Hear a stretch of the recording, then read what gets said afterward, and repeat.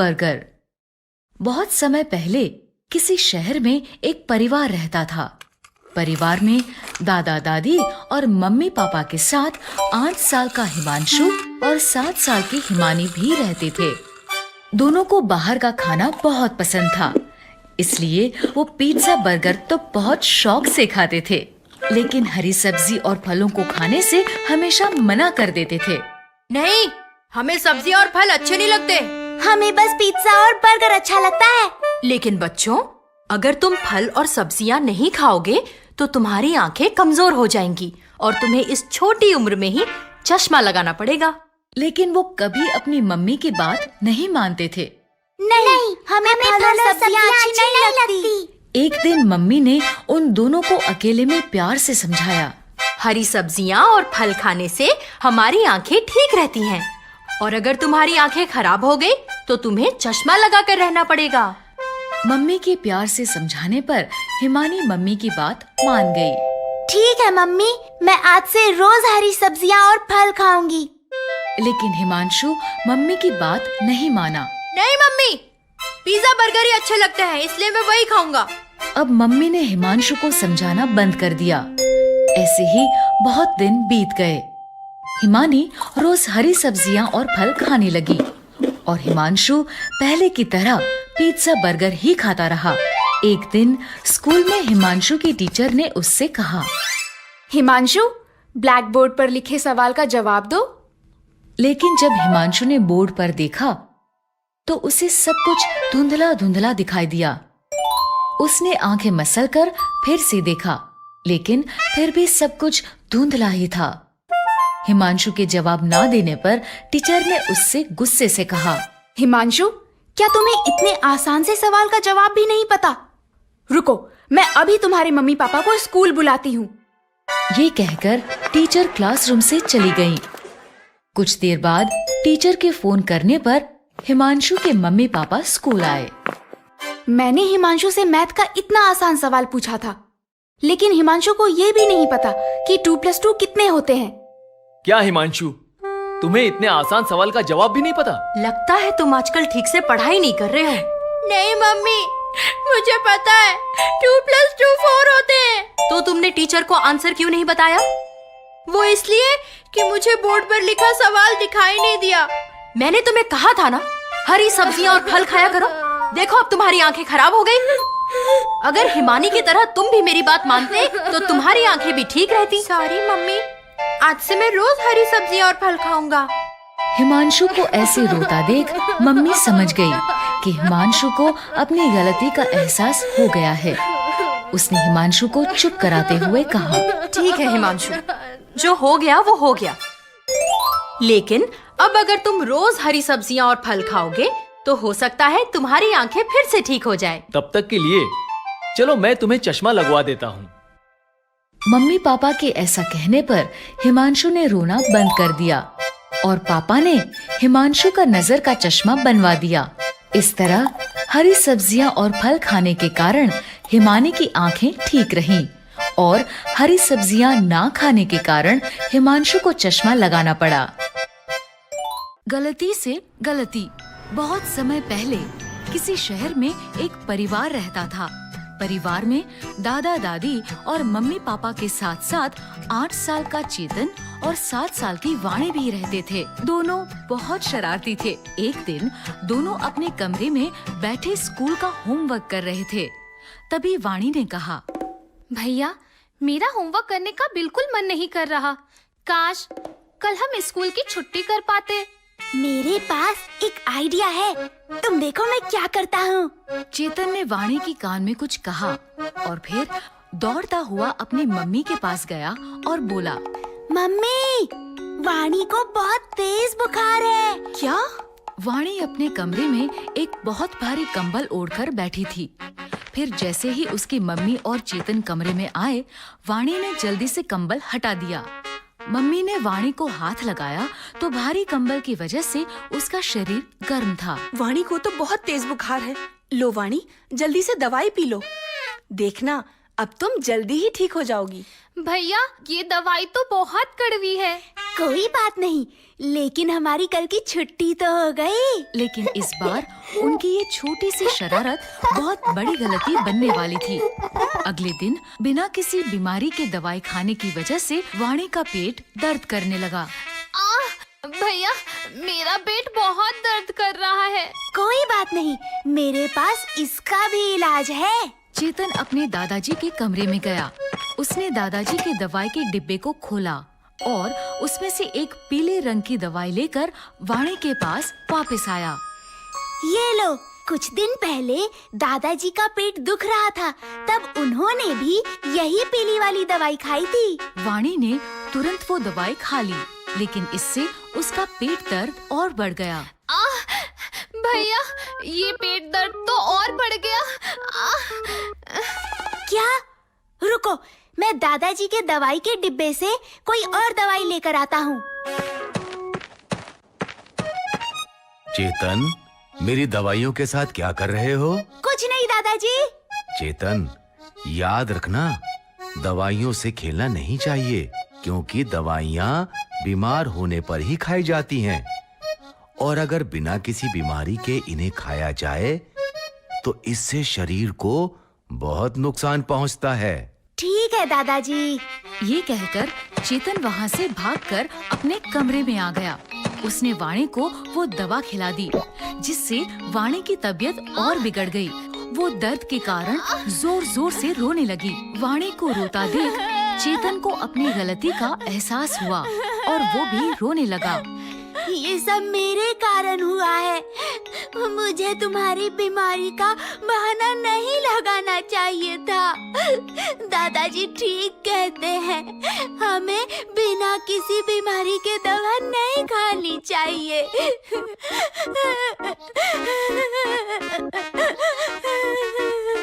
तभी दोनों बच्चों की रोने की आवाज सुनकर दादाजी उनके कमरे में आए। क्या हुआ बच्चों? तुम दोनों ऐसे रो क्यों रहे हो? चेतन ने रोते रोते उन्हें सारी बात बताई। सारी बात जानकर दादाजी ने उन्हें समझाते हुए कहा, बच्चों, गलतियां गलती से ही होती हैं, लेकिन अगर हम उस गलती को बड़ों से छिपाते हैं तो वो गलती गुनाह बन जाती है। इसलिए कुछ भी गलत होने पर हमें इसके बारे में सबसे पहले घर के बड़ों को बताना चाहिए, ताकि वो समय रहते उस गलती को ठीक कर सकें। ठीक है दादाजी, आज से कुछ भी गलती होने पर हम सबसे पहले बड़ों को बताएंगे। इसके बाद दादाजी ने डॉक्टर को फोन किया। डॉक्टर ने वाणी की ठीक से जांच कर उसे दवाई दी, जिससे वो जल्द ही ठीक हो गई। तो बच्चों, इस कहानी से हमें ये शिक्षा मिलती है कि कुछ भी गलती होने पर हमें इसके बारे में जल्द से जल्द घर के बड़ों को बताना चाहिए, ताकि वो अपनी समझदारी से उस गलती को समय रहते ठीक कर सके। बेबी का मेकअप। बहुत समय पहले किसी शहर में एक छोटा सा परिवार रहता था। परिवार में बेबी नाम की 7 साल की बच्ची अपने मम्मी पापा के साथ रहती थी।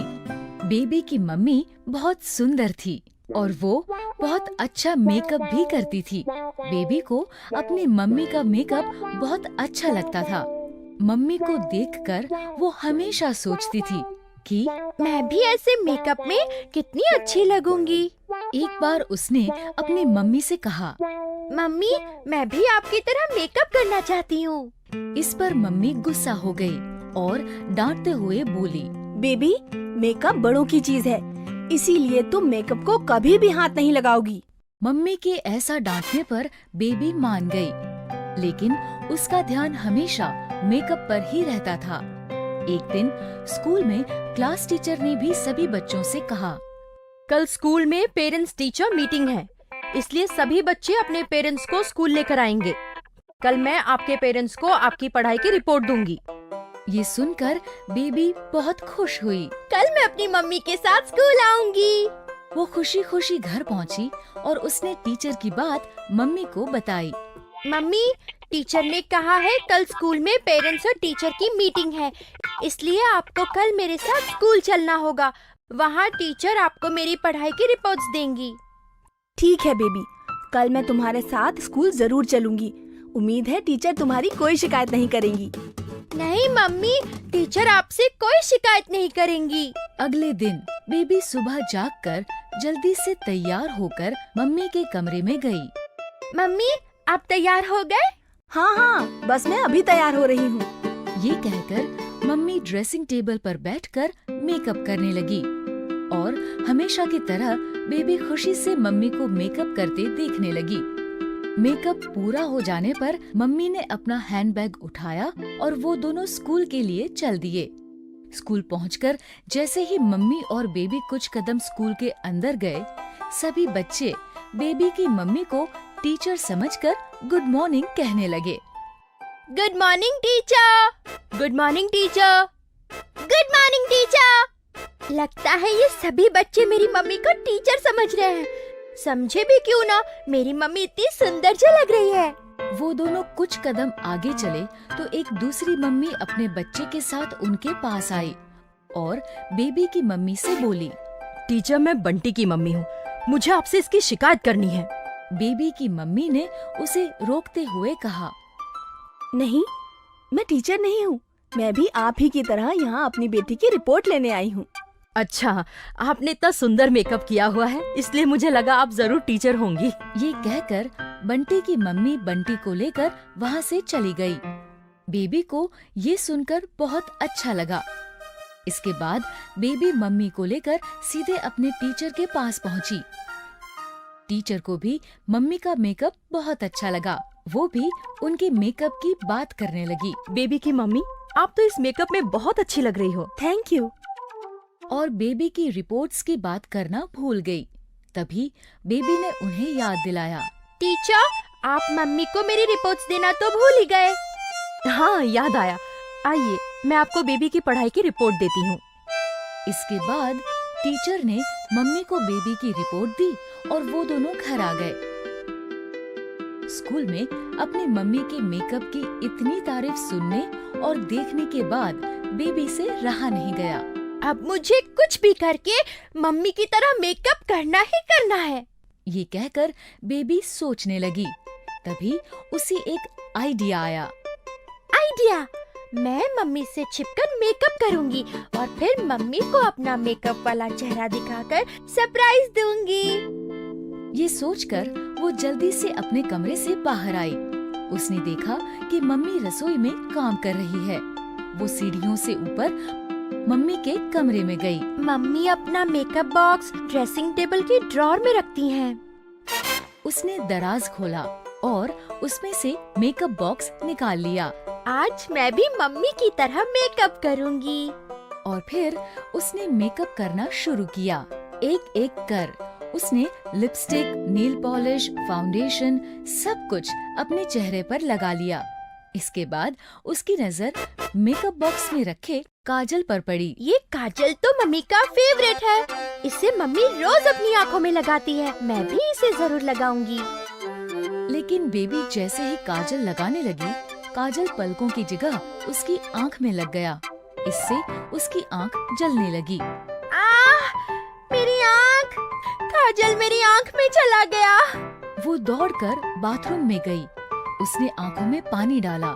इससे काजल और बाकी मेकअप भी उसके मुंह पर फैल गया और उसकी दोनों आँखों में चला गया। आँखों में जलन के कारण वो जोर जोर से रोने लगी। मेरी आँख! मम्मी, मेरी आँख बहुत जल रही है। उसका रोना सुनकर मम्मी उसके पास आई। बेबी के चेहरे पर लगे मेकअप को देखकर मम्मी ने हैरानी से कहा, ये तुम्हारे मुंह को क्या हुआ? मम्मी, मैं तो बस आपकी तरह मेकअप लगा रही थी। मैंने तुम्हें मेकअप से दूर रहने के लिए कहा था ना। सॉरी मम्मी, मैं तो बस आपको सरप्राइज देना चाहती थी। उसे तकलीफ में देखते हुए मम्मी ने पहले उसके मुंह और आंखों को ठीक से साफ किया। फिर उसे समझाते हुए बोली, बेबी, मेकअप बड़े लोगों की चीज होती है। छोटे बच्चों की स्किन बहुत नाजुक होती है और मेकअप में बहुत से केमिकल्स होते हैं जिससे छोटे बच्चों की स्किन खराब हो सकती है। इसीलिए मैं तुम्हें हमेशा मेकअप से दूर रहने के लिए कहती थी। और वैसे भी मेकअप लगाने के लिए बहुत प्रैक्टिस करनी पड़ती है। बिना प्रैक्टिस के मेकअप लगाने से ऐसा ही होता है। आखिरकार बेबी समझ गई कि मम्मी उसे मेकअप से दूर रहने के लिए क्यों कहती थी।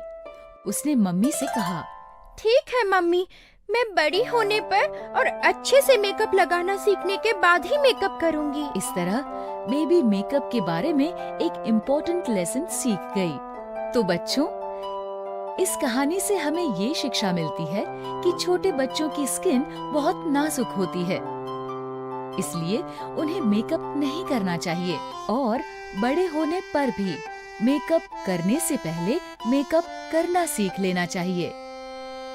अगर आपको हमारी वीडियोस पसंद आ रहे हैं तो इन्हें लाइक करें, कमेंट करें और सब्सक्राइब करें